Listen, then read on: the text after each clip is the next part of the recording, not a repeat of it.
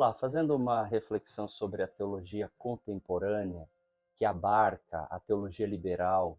e também a teologia neo-ortodoxa, do movimento chamado neo-ortodoxia, parte do movimento neo-ortodoxo, eles acabam gerando um efeito negativo e prejudicial para a teologia, a boa teologia, a saudável teologia, pois acabam, no resultado final, minando o poder da palavra eterna e acabam, portanto, diminuindo a força das Escrituras pelo tratamento hermenêutico ou pela interpretação humana falível. O Dr. Gerald Bray nos lembra que o ativismo secular nos estudos modernos em relação à Bíblia Sagrada acaba gerando um resultado negativo, pois os estudiosos acabam separando a palavra de Deus da vida do intérprete das Escrituras e se refugiam em estudos técnicos e acabam nos levando para longe da simplicidade da fé na Bíblia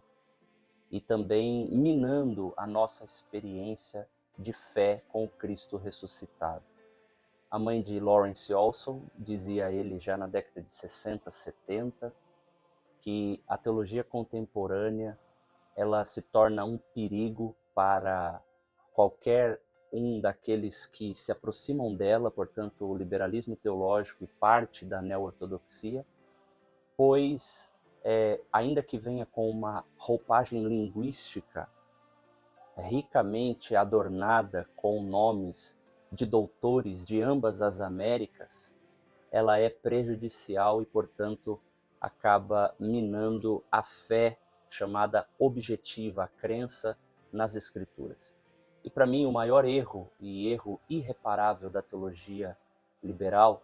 é que ela, através de suas interpretações, tenta tirar a autoridade das Escrituras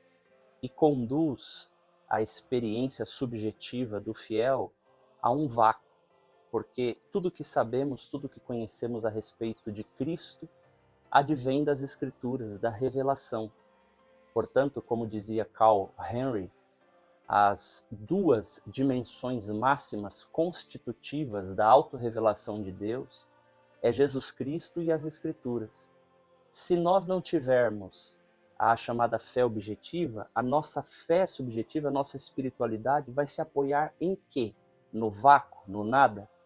Então nós devemos rejeitar qualquer tipo de tentativa de diminuir a autoridade das Escrituras, porque é somente nela que nós conhecemos a revelação de Deus para a humanidade, para o coração do homem, e, portanto, a chamada revelação especial chega ao coração do homem. Que Deus nos ajude a entendermos que a nossa espiritualidade subjetiva deve estar apoiada na fé objetiva, que é a palavra de Deus. Longe dela é uma espiritualidade defeituosa, uma espiritualidade embaçada, confusa, e que cada um terá a sua espiritualidade, quando na verdade nós devemos adorar ao Deus das Escrituras, ao Deus cristão e, portanto, viver para a sua honra e a sua glória. Assim, podemos concluir que a teologia contemporânea, principalmente a teologia liberal,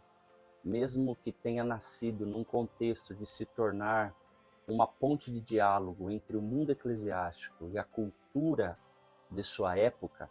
no afã de se tornar uma teologia relevante para a sociedade, acabou, no final das contas, produzindo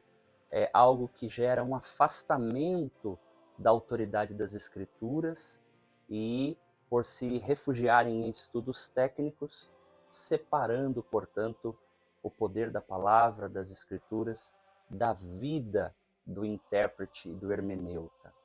Além do que, precisamos também deixar claro que a teologia neo-ortodoxa, ou a chamada neo-ortodoxia, de Karl Barth, de Paul Tillich, de Reinhold Niebuhr e outros, apesar de suas positivas contribuições, como, por exemplo, a defesa da doutrina da Trindade, que Karl Barth faz com um brilhantismo, por outro lado, acaba minando e diminuindo a força das Escrituras na famosa frase que ficou conhecida como A Bíblia não é a palavra de Deus, mas contém a palavra de Deus.